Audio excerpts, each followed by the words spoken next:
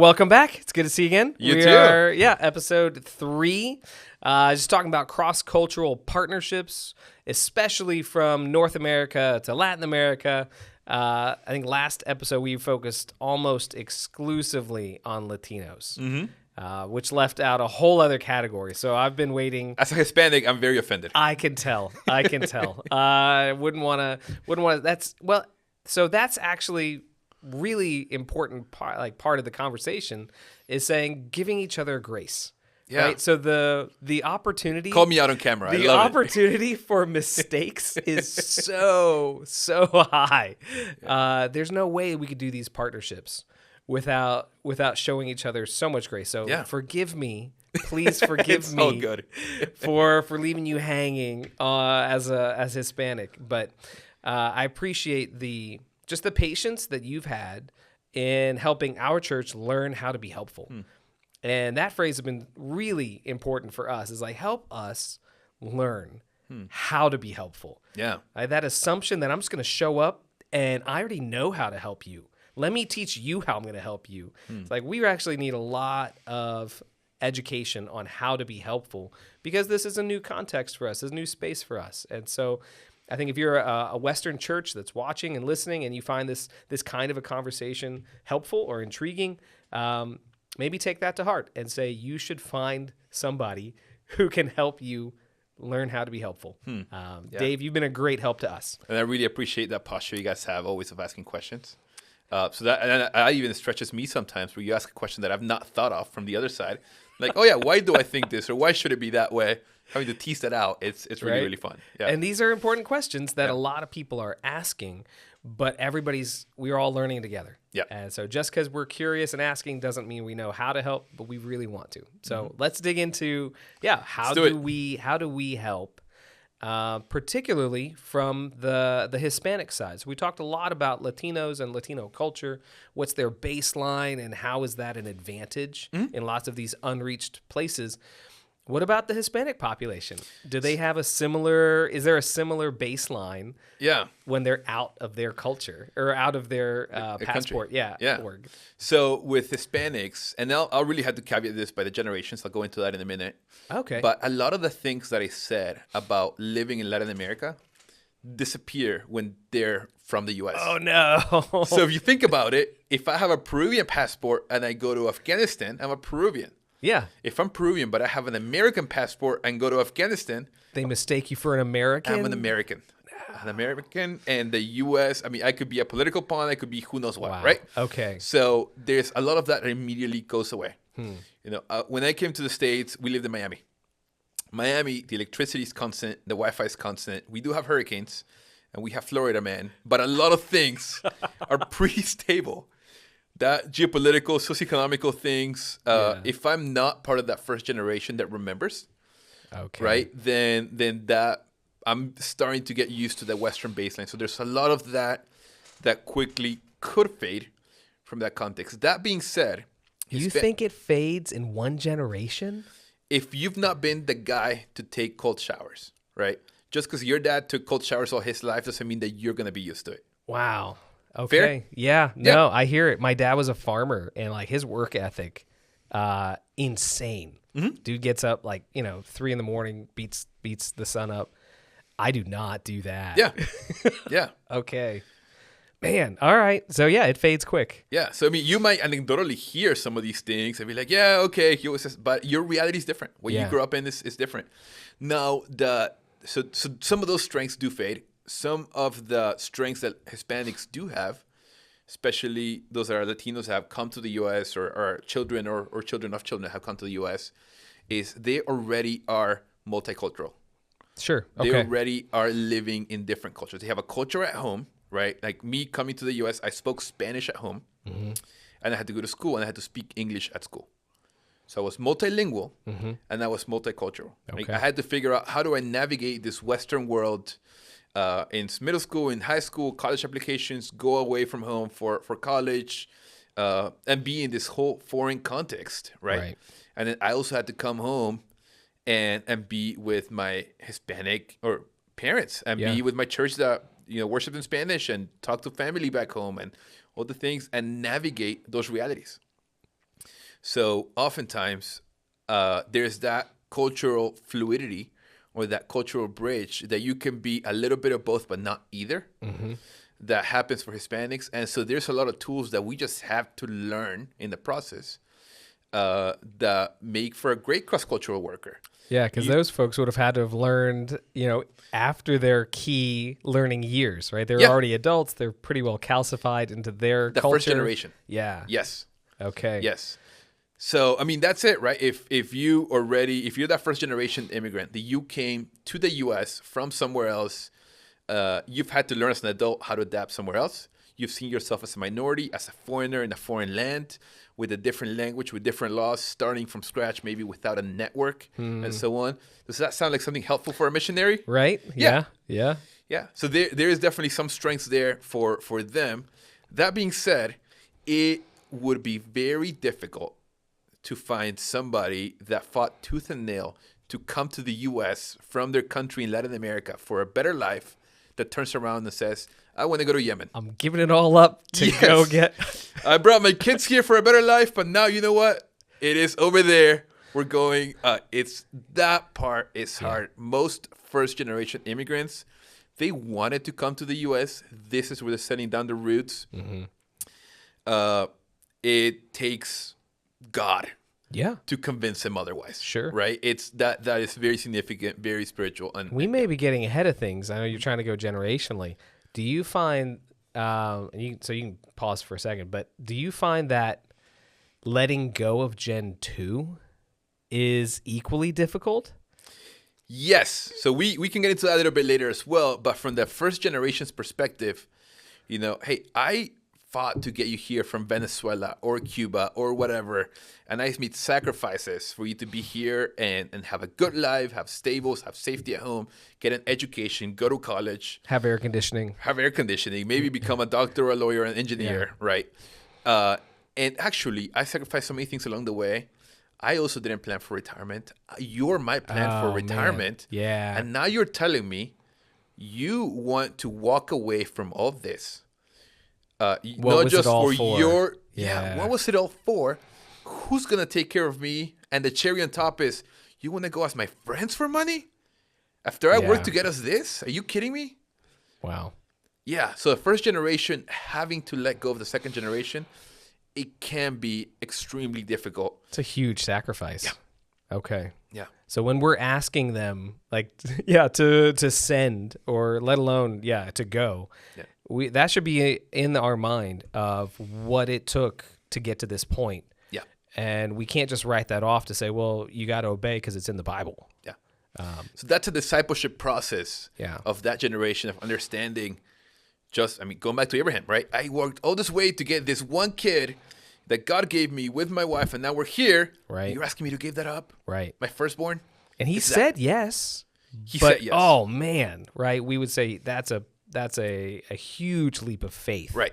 And that's why he's like the patriarch. Yeah. So that's a huge ask, asking somebody to give up that much. Yeah. And the thing about Hispanics at that point, too, is because they're communal. I mean, just because Abraham says yes, did Sarah say it? Did she even know? Was there other people at play that would have discouraged him from? Yeah. Right. He was the patriarch. He was the one in power and influence and control. If you are going through a traditional deputized missionary model where the community gives you support and prays for you and sends you off and so on, especially in Latin America, it takes a village. Yep. And so there needs to be some sort of consensus, or at least a majority, a critical mass that sees what you're doing and wants to encourage it. Right? Yeah, that can be hard. Yeah. Okay. So that's a really unique challenge for a Hispanic being engaged with cross-cultural ministry. Yeah. Right. That's a different baseline. Yes, for sure. That's a different baseline. So 1.5, and 1.5 is a generation that they were not born in the U.S., but they didn't come themselves. They were brought as children. Okay. Yep. So I would technically be at 1.5, right? Oh, cool. Yeah. So I was brought as when I was 11, 12 years old. And so my parents are first generation. I'm 1.5. If they had more kids after they came, or if I have children, they will be second generation immigrants. And so 1.5, typically, because they come young, they have some of the past. They remember the past to a degree, at least, right? Yeah. And they know the new reality. And because they're young, they adapt quickly. Yep. I mean, I have significantly less of an accent than my parents speaking English. Right. right? I've been able to get Western education and understand this world a lot better and so on. But I can also flip the switch and sit down with my grandma and talk about whatever they're talking to in their town. Be right? Peruvian, yeah. Yes. Right. And so 1.5 is really where you start.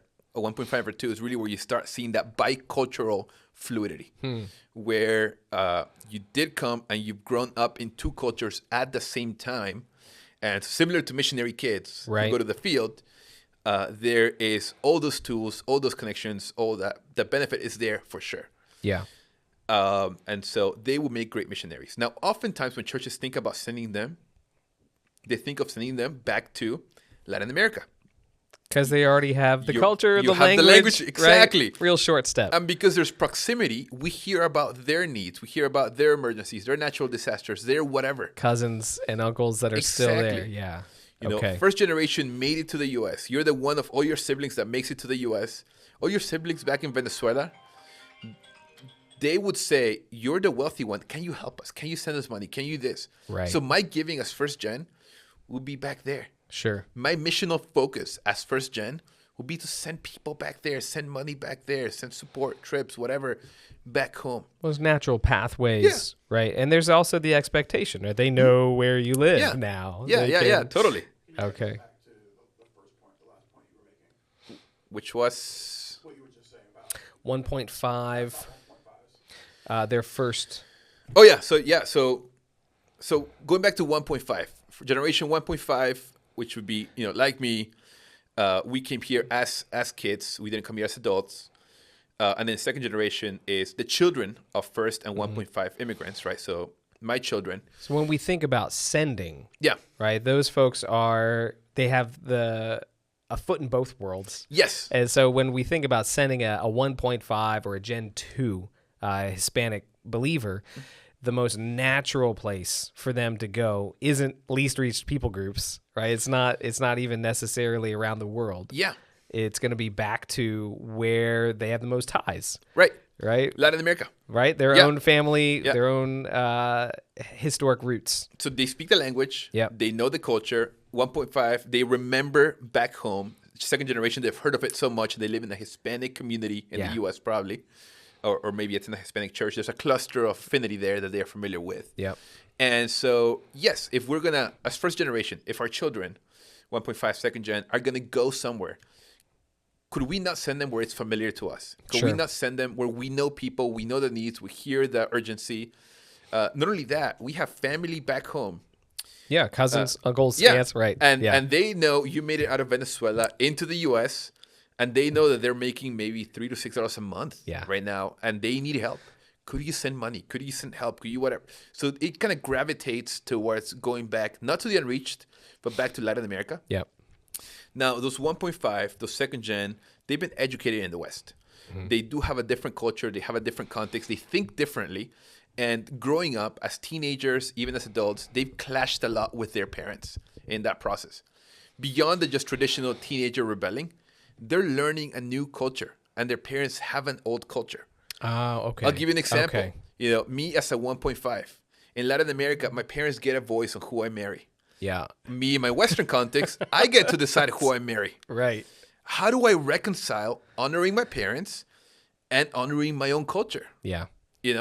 And that's something that 1.5 second generation, we have to face constantly. So we've learned to navigate these two cultures. Yeah, because the values aren't going to land evenly. No. Right? There's some things that you're going to embrace really well from the new culture because of your personality or the opportunities that are afforded. And so but we're also fairly sure those values aren't going to land in the same way on your parents. Right.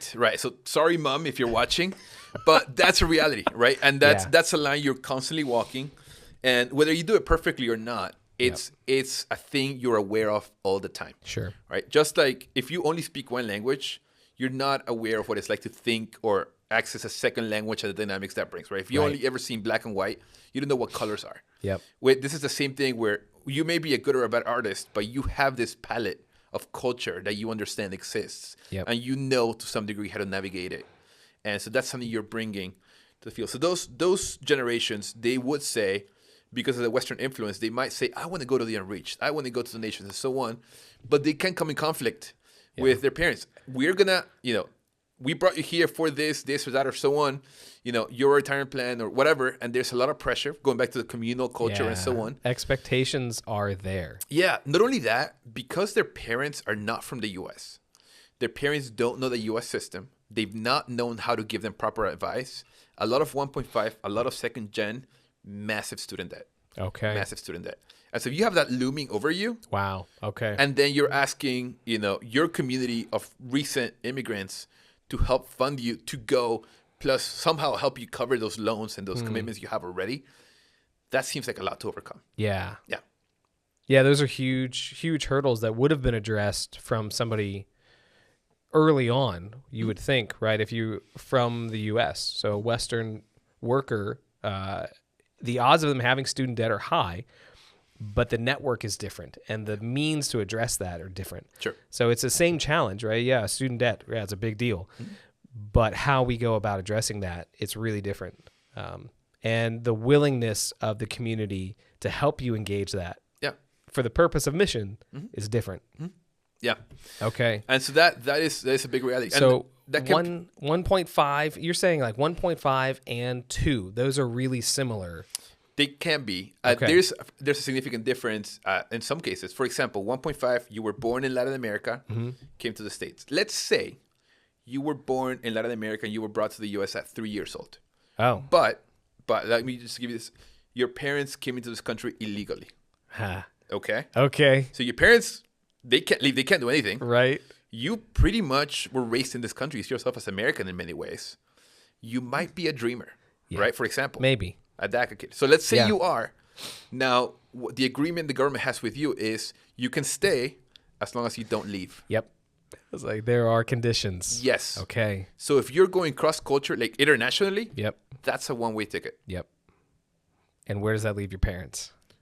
Where does that leave you? Yeah. Yeah. How do you if something happens or if you're sending that's a really huge consideration.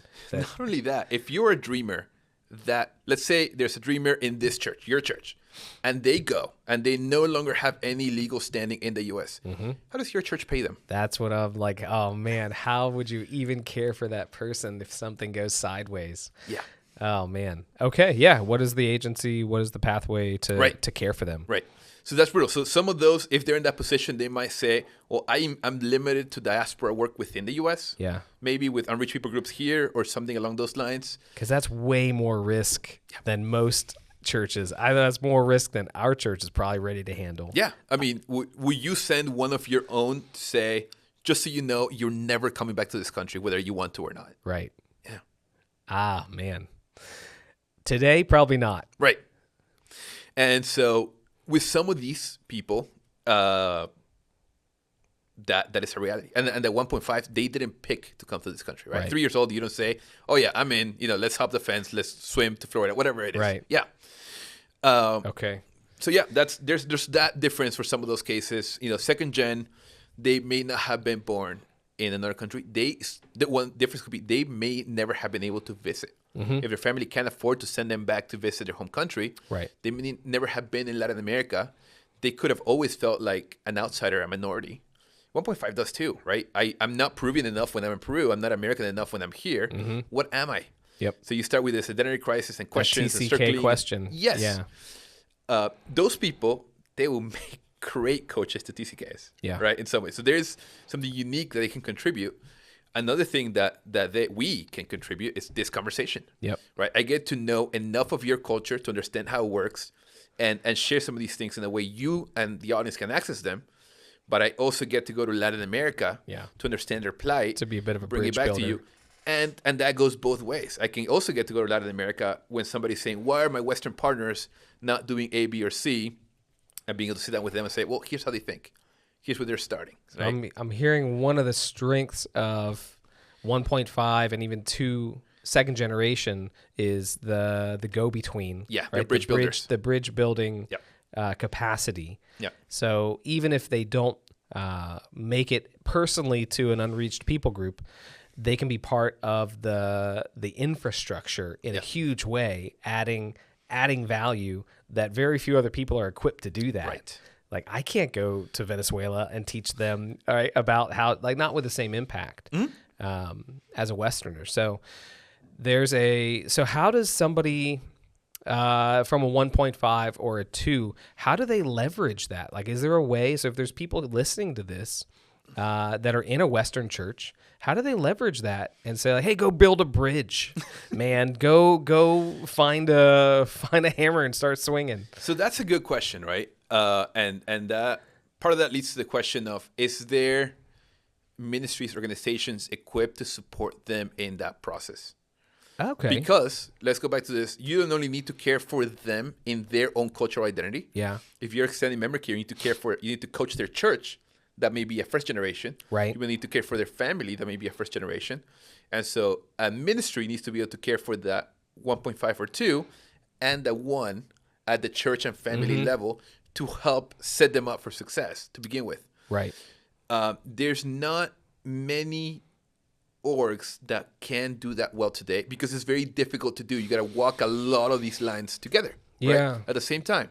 But a lot of these organizations, like you just think about sending organizations, right? They have Latino or like Spanish arms. Like, shouldn't they be equipped to help the Western churches? Like a U.S. sending like a Pioneers or a YWAM, like, shouldn't they have that in their toolbox already because they've been working with Latinos? Maybe. So Latinos or Hispanics, I would say, right, from the U.S. are still a very small percentage of what Western organizations send. I would say probably somewhere between, I don't have the last numbers, but 3 and 8%, somewhere in that range. Okay. And I'm making a wide range because I really don't know. Right, yeah. But it's not a majority. It's not a majority. It's not a critical mass. It's not something where you would translate all your systems, right, for that percentage. And so to that degree, they feel out of place still because that it's not just that the context to be translated. Member care is not in your heart language. Yeah. Operations, the church journey, that whatever you take your church to develop them into. The resources in Spanish are not evenly distributed there. Yeah. And they're not just linguistically but culturally adapted. But the few Latinos that are going to be, or the few Hispanics that are going to be in the agency, imagine if you came to me every time you had a question about, Latinos or Hispanics, just because I'm your token brown friend. Maybe I do that. Maybe I don't. But if that's not my passion or my calling, if I didn't ask to be an advocate if I just want to be a missionary to Afghanistan, okay, like I may not want to be put in that spot. Sure. Right. And so just because there's a few doesn't mean we can assume that they're willing or their gifted job to step in that space. Right. Okay. And oftentimes we do that. And so it is hard. It is hard. There is very few that are willing to step into that gap. And there is a big need for that. I mean, I think there's about 40 million Hispanics in the U.S. Wow. Yeah. Okay.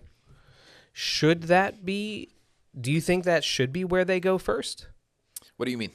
Like, should that place, if they want to help reach the unreached, like a Hispanic 1.5 second gen Hispanic, would you push them towards one of these existing agencies and say, hey, be that guy, be that family, take on that role on purpose? Is that where you would send them? That is a good question. So I think the ideal scenario would be to have a Hispanic agency. And I'll explain what I mean. So in the U.S., you have our church, right, where we go here in Kentucky. It's a Western church. The service is in English. The songs are, your slow guitar and the drums and everything. You guys are not bringing up bongos or something. Not from often. a different culture. Right. Yeah. So it's very Western, in many ways, very white. And that's fine. It's the culture representative here in the community. And that's great. The church I went to in Miami was a Hispanic church. The service was in Spanish. Everything was in Spanish. The songs were from, Spanish artists and so on, as they should be. It was representative of the community. Oftentimes churches that are seeing their city diversify, they try to be more inclusive, right? Sure. People are coming that might not speak our language, and they do this thing. You probably have seen this places where they give you a little thing that will translate. Somebody will be in the back translating the audio. Oh, yeah. And then you put on the headphones, put that in your pocket, and you're listening to the sermon being translated. Yep. And that's a very easy way to be accommodating for somebody from a different culture. And it's great. And I've used those before. I've been the guy in the back translating before. Right. Yeah. And kudos to those people. It's hard translating live. You're right. So, they real-time translation is a skill, man. So what happens is those headphones, right, that thing that you're using to translate, that is a way for the church to say, we want to welcome you in here. And that's a way for you to say, well, I can understand part of what is going on. It's never going to be the same thing. They're not going to translate the worship. They're not singing in your ear, right? They're not going to translate all the nuance of the cultural jokes and this and that and whatever, and whatever the local sports commentary was at the beginning of the service. You'll get a piece of it. It won't be the same as if you were in your own Hispanic church in Spanish. Right. But the second thing that does is if I'm wearing those headphones and you see me and you're a local church member and you know that those headphones translate to Spanish, to you that's a sign that I don't speak English and you don't speak Spanish. Are you going to approach me after the service to talk? Probably not. No. So they are good intention, but there's a natural barrier there still. Okay. Right? What your church could do if they wanted to be really intentional in reaching the Hispanic community in the area is say, let's find a Hispanic church planter. We got a building. There, we found a guy. We're going to work with him in developing a plan so that he can start a Hispanic service within our church. Sure. Or that he can plant a separate church, and they're offshoot of us, but they're a Hispanic church. Right? And there's this whole indigenous experience, either a service or a church, that is intrinsically Hispanic and culturally appropriate for the target audience. We're not trying to blend. Now, blend for 1.5, like me, like I come to your church, I speak the language, I'm comfortable, it's welcoming, it's fantastic. Yeah. First, 1.5, second, third generation, and so on. That's great. For first gen, that feels really odd, right? At a church level. Sure. But we never say, no, we have to force everybody into the same service. We say, what makes the most sense to reach the people? Yep. Now, we should bring that over, the same thinking, into the agencies. If it's going to be awkward to have the agency set up for multiple cultural backgrounds. And it's not just Hispanics in the U.S. It could be Asian American, African American, other groups that have their own cultural nuances, right? Why will we try to make them fit in where they're always going to be a minority, and either we're not adjusting enough to them that they feel welcoming, or we're totally overhauling our organization to welcome them. It's becoming its own. And it's so expensive, so complicated, such a headache for like 95% of your demographic. Right. You're probably not being a good steward of your resources and effort anyway, right? Right. Instead of, can I find a Hispanic leader who wants to develop a sending Sodalic agency and empower them, whether that's a division within an organization or a 501c3 that has a lot of freedom internally, or its own separate entity, give them the space to develop something culturally appropriate where they can belong. What I'm hearing is it's really similar to like translation work on the field, where we're saying it matters that it's in their heart language. Yeah. Right? That just because they have this resource like the Bible in their trade language, that's good. But it would be better if they could have it in their heart language and really internalize it. Is it something like that? Yeah. Yeah. I mean, definitely. I mean, and not just for the missionary, for the church, for the family. Let's say my parents speak English, right? But imagine for a minute they didn't, right? They didn't speak English. I'm a 1.5. Your church sends me to the field, and I have a medical emergency. Yep. Now, somebody has to call my parents who only speak Spanish and tell them, hey, your son is in a difficult position. Who makes that call? Yeah. Who makes that call in your church? I mean, I have a short list, right? A very short list. And as the question is are you picking the person because they speak Spanish, or are you picking the person because they're the best equipped to provide member care to the family of that missionary? Right. It's the difference between we're functioning and we're thriving as we're sending missionaries to the field. And really, it's that thriving is necessary for future generations. Yeah. Right. If we're constantly just in survival mode, of like, well, it's good enough, it's functional, how could we really say that we're setting up future generations to continue the work? Yeah, I mean, it's not only we're not creating a path that is attractive for people, Hispanics in the U.S. to go and send their kids to in the future, but think of that missionary surviving on the field. Yeah. I mean, the locals are going to look at that and say, that's what it looks like? This guy's always angry and sad and short on money?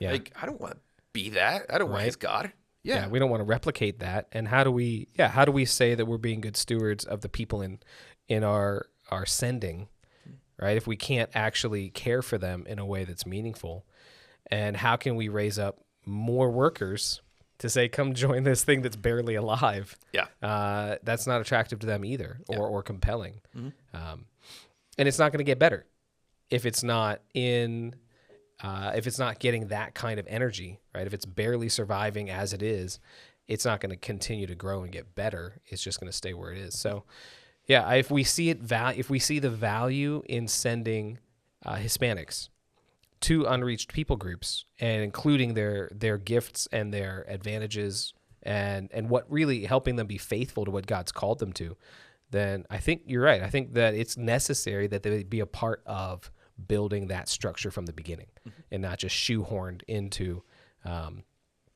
some other structure that isn't going to meet the needs adequately. And I really appreciate what you're saying, that it doesn't have to be a standalone, right? It really can be a true partnership of, if there's an umbrella big enough that people in a Hispanic context can help build their sending structure inside of that, great, that's awesome. But if it is outside and they have to create a new organization or new entity, I think that still leaves room for our first conversation about partnership. And saying, it's not a get out there and figure it out on your own, right? It just opens up an opportunity for really good, healthy partnership. In how do Western churches come alongside the people in the West, or the Hispanics? And that was really our story, not as a Hispanic agency, but as a Latino agency, right? There was a Western agency that saw what we're trying to build and said, we have a lot of the experience, the know-how, the context of some of these big pieces you're going to need to have in terms of operations and finance and IT. And I can go, still to this day, I can call their CFO or the CTO and say, hey, can I do this? Or is this the best solution for what I'm thinking here? Or what are some of the mistakes that you guys have made along the way that I don't have to? And those relationships have been very helpful in setting that up, and that's part of the partnership. Yeah. So that relationship exists. Have you seen other relationships with Hispanic, like those 2.0 or 1.5, 2.0 generations, right? Second generation. Have you seen those relationships work from a church standpoint, right? You said you have an organization that's been coming alongside.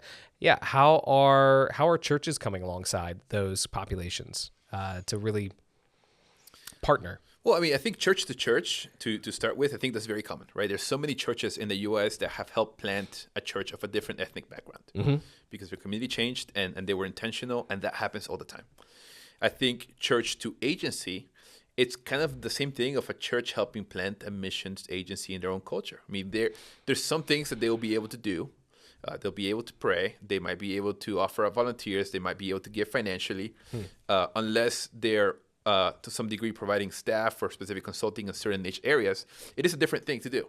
So there is going to be definitely some things where they can get involved somehow, but there's going to be things that agencies just are a different kind of organization. You can just have to figure out with other agencies. Yeah. One thing that I'll mention, and we talked about this not too long ago, small agencies like ours, there's roles within an organization that are not big enough to require staff. Like, for example, bookkeeping, IT, and so on. I don't need somebody full-time for that, so I'm not going to hire somebody for that. Yeah. But if a church said, hey, I have a retired, CPA, I have a retired IT person, or somebody maybe not even retired, but they have a few hours a week to give to this sort of thing, to build your capacity so you can, figure this out as you build other things. Because I, coming as a Peruvian, may not know the ins and outs of the legal and tax code here in the U.S. Right.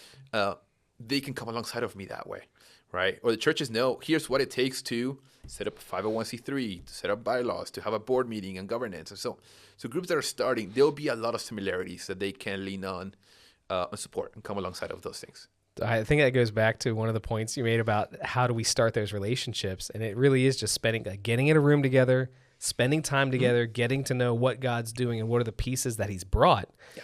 Because not every agency is going to need, a legal advisor. God might have provided that already, but they may need somebody for comms or a social media director or something like that.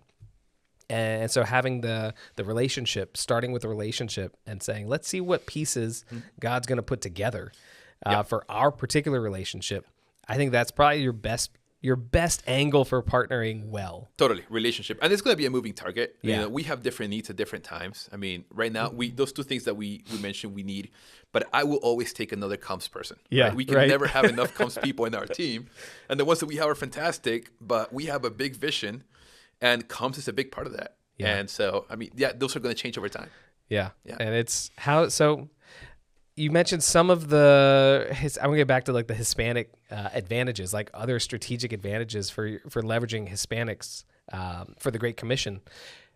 So 1.5, 2.0. Are there future like other generations that have to be considered? Yeah, one last thing I'll mention on the 1.5, 2.0, that bicultural context they bring is not only to adjust to the field, they will be great cultural brokers in a multicultural team as well. Okay. So imagine you have Latinos and Americans in one team Yeah. on the field. They could help facilitate a lot. So they can help grease the skids for a multicultural team. Yes. Just by being a part of that conversation. Right. Okay. Right, on the field. Yeah. But yes, beyond the second generation, third gen, you're talking about your grandparents came to this country. Your parents were born here. You are a third generation or beyond, right? Sure, yeah. At that point, descendants of Hispanics or Hispanic, in the U.S. or elsewhere where you're living. At that point, it is probable, likely, I don't know the percentage exactly, but that you won't speak Spanish. You may have never visited your country of ethnic background. And you yourself, because your second generation parents are 1.5, as an adult, probably went to an English-speaking church. You probably are not part of a Hispanic church. And you may feel more affiliated, more connected to the Western culture than to your Hispanic heritage and legacy. In that case, if you're that far into the Western side, because your parents are very adjusted to the Western culture, you can fit with any Western organization, like and just be another Western. Not to downplay that or say that's not a big deal. Yeah. But you are culturally Western yourself. You'd be a Western missionary at that point. Missionary at that point. And so you would have the strengths and weaknesses probably of many Western missionaries, right? Which at that point would be difficult unless your family or you yourself have been very intentional of keeping that legacy alive, of seeing those roots back to how to contribute or how to partner with Latin American missionaries. Now, those group, third gen or the later part of second gen as well, if they keep that legacy alive, because they are established now in the U.S., right? My grandparents came here, not my parents, not me. Right. I'm probably doing better than they were financially in networks and capacity and community and so on. The opportunities are different. Yes, opportunities are different. But if I have those opportunities that they didn't have, and I still carry that torch of going back to my people, Latinos, Hispanics, and saying they should go, I have much more capacity to be a donor, an advocate, a champion, a broker for networks, powers, funding, etc. Because I understand this world really well. And if I'm passionate about that thing, I will have opportunities those first generations just never had. Yeah, because they used up so many of their resources and energy just getting here, getting to the West. Yeah. Okay. Or the North. Interesting. So here's what I'm saying or hearing is you would look at that 1.5 or 2.0 generation to really move the conversation of how do we partner and build that bridge from both sides, right? Whether it's on the field as a facilitator, or in the Western, like the North American context of how do we help each other understand each other well. But then you look at subsequent generations as more of a powerhouse of how do we really push resources strategically across some of those bridges, right? How do we maximize some of those bridges that are being built? Does that sound right? Yeah. Okay. Sounds pretty good. That sounds like a plan. That sounds, I'm all for it. We cannot, I don't know if we can dictate to the whole Hispanic demographic, here's what you need to do now. But it helps me think about how do I think about who I'm talking to? Yeah. Right. As I try to make friends and network and really, not that we want to pigeonhole people based on their circumstances, but recognizing that there is a baseline. Right? Who am I talking to? And should I anticipate, I don't want to talk to a first gen immigrant here about going to the unreached as my first conversation.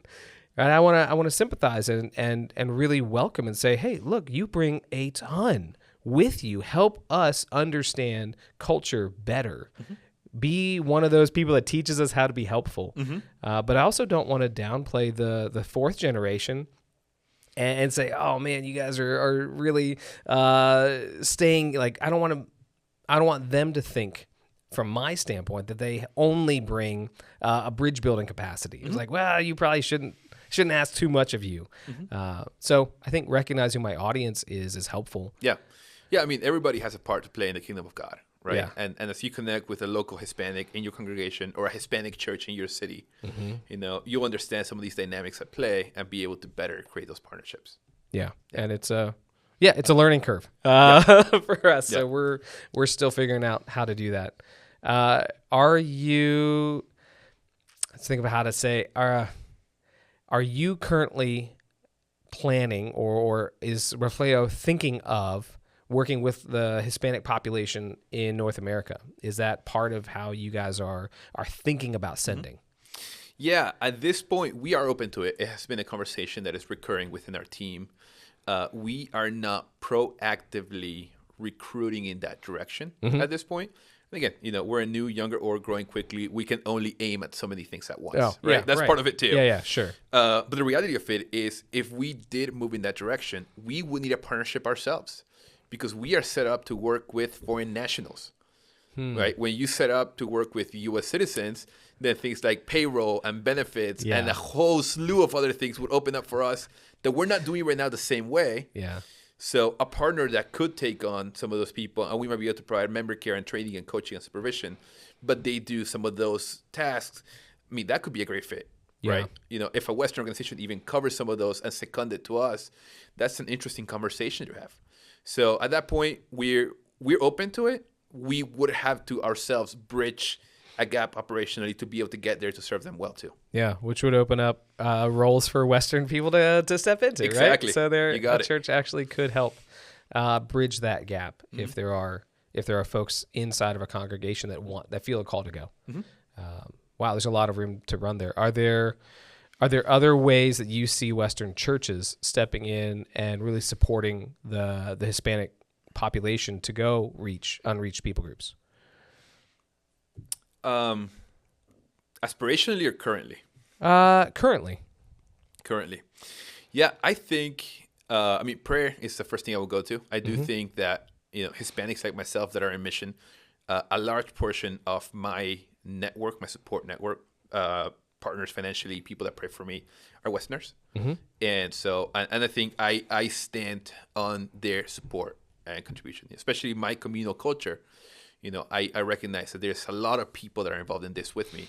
And so without that support, I couldn't be where I am today. Yeah. So definitely prayer is the first thing I will mention. Giving financial support is the second one. If you are one of those Hispanics that wants to break through and wants to become a bridge, but your own church, your own community doesn't get it just yet, somebody else from a Western context saying, I'll invest in you. I'll take a chance. We'll take you under our wing. We'll fund this thing for a while till it has its own traction. Right? Those things are huge. Those things are huge in that context. I would definitely mention those things. So that mutuality of learning and collaboration, right? You have your own networks and contexts that I do not, and vice versa. And so being able to learn and share those lessons along the way. For me to learn a lot of things about missions as we're setting up a missions organization from the West. I mean, it was only a couple of years ago that I understood what a foundation was. Yeah. Right. And that's not, if I go to Latin America, the word fundación in Spanish means nonprofit. Okay. So there's not a category for it. They think, I say foundation, they're like, oh, that's just another nonprofit like the rest of us. Right. And so some of those things didn't exist. And I learned what that was. I learned what, comms for an organization was. I learned about some of the IT vendors and how you integrate this thing with that and so on. That have been super helpful from Westerners within missions, within churches. I mean, I think we learned a lot from you on how to communicate with churches, right? Where is your baseline, your starting point? What are you looking for in partnership? How do you think so that we can not only aim towards something where it's a win-win, but also communicate it in a way that you will understand our intention and not just communicate in a way that makes sense to us. Yeah. Okay. Yeah. That's a lot, man. That's a really that's more complex than I anticipated.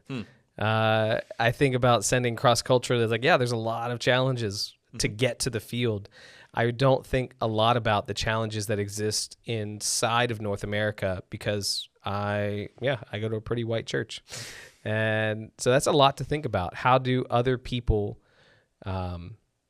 even in America, how are they being faithful to the Great Commission and really even to just their own body of expression of Christ inside their culture. One thing I would mention, maybe even as a closing thought on how to be helpful to the Hispanic community in getting them missionally involved or partnering, it's for Hispanics, first generation, all the way through 1.5, second generation, especially, all those three, especially, not just second generation. It's not natural that they're included in mission networks or events. Think about the conferences that you and I go to. Yeah. How many of those conferences are already targeting or promoting to first generation Hispanics? Yep. Pastors, mission directors, whatever. It's not maybe that they don't want to go. It's nobody's invited them. Right. So, go to the local Hispanic church in your town and say, what are you guys doing for missions? What's going on? And not just, I'm here to teach you, but hey, I'm going to this event. Do you want to come with me? Can we go together and then you tell me what you think, and maybe you didn't know them before, but now you do. And can I introduce you to some of my friends in the missions industry, to say it that way? Yep. It's that's a big thing. And I think it's easy once you're in, or once you know how to network, because you know somebody, to feel like, oh yeah, everybody could break into this circle. I'll tell you this story. My first time I was invited to a white Thanksgiving. I'd been living in the U.S. for 8 years. Oh, wow. Okay. So, yeah, and you would just never assume that about me. Right. Right? Because, of course, everybody, I get too many invitations. I can't go everywhere and so on. The church does the thing. But that's the reality of many Hispanics. And the mission circle, it's the same thing. It's, I know it's not intentional, but we just don't find the on-ramps to be included. And if maybe we're just invited to be a part of the conversation, it would also become more familiar to us. And our own voices will grow and we'll develop confidence in them to really, live up to God's calling. Yeah. Yeah. Yeah, that's a different take on mobilization, because I always think about mobilization as like persuasion or saying like, oh, I need to convince you of the biblical or the strategic. But it could also just be as simple as, I want to be friends with the people that are in my city and invite them to the things that I'm passionate about because we're friends. Yeah. And they may be passionate about it, maybe to a lesser degree, but maybe not. Maybe they have the same kind of passion, but we won't know until we invite them. Yeah. So they should have an invitation, and let's see where God goes with it. That's a really easy first step. Easy. Yeah. That's a simple first step to think about how can the Hispanic populations in my city participate in Great Commission stuff. Because there's a lot of networks that we're a part of that that's not my first thought. My first thought is usually who in my church needs to be, kicked in the butt. And sometimes, it might not be geographical, it might be relational. So some groups like denominations, they'll have Hispanic churches within their denomination. And they might be invited to some of the, general meetings for members and voting and this and that, because they're a part of the ecclesiastical structure. Sure. But they might not be the first ones that come to mind to, should we invite him at a missions event? Should we make sure that there's an intentional relational invitation? Because one thing is getting the email, and you and I are very used to getting the email and saying yep or nope, and we move on to the next email. But a Latino that's very relational, like, hey, I saw this email, I thought of you. Do you want to come with me? Yeah. How can we make that happen? Yeah, I think that's key, right? Yeah. Especially for somebody that's coming from that mixed background of like, am I really included? Or you think about that TCK, is like, do I really belong? Yeah. Is this really where I should go? Or is this, I was just added on as an afterthought?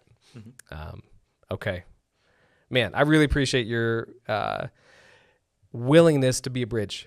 Thank you. I think you've played your 1.5 role really well of bridge building. And I think it's one of the ways that God's gifted you. And so I think that's an advantage of that relational connection that we've made, is that you've really helped build a bridge for us. And I think that's one of the missions that God's really put into Refleo, is as a bridge builder, not just for Latinos to go. I think it's the real mission, but it's not the only thing that you're doing. So if people are looking for, if you're looking for a way to start, if you're if you're watching the podcast, I hope you're looking for a way to start and not just gathering information. We're 3 episodes in. Yeah, I would hope so. So Refleo is a great place to start that conversation, because you guys have made some efforts. Yeah. I mean, check us out. We'll leave a link to our website or something below as well. And we'd love to start a conversation. Yeah. Yeah, it's a great place to start. Well, thank you, Dave. This has been fantastic. I really appreciate how you're able to, sit down with me at these times and really model. I mean, I think we didn't really overstructure this time. Just come up with, what you're thinking, what I'm thinking, and have that cross-cultural mind melt. Yeah. Live. Yeah. Yeah, we're learning together, man. It's a lot of fun to hear how God's built you and how he's called you and how he's built us and how that intersects. And so, yeah, we're grateful for the conversation. Yeah. Well, and thank you guys for listening. Yeah. See you later.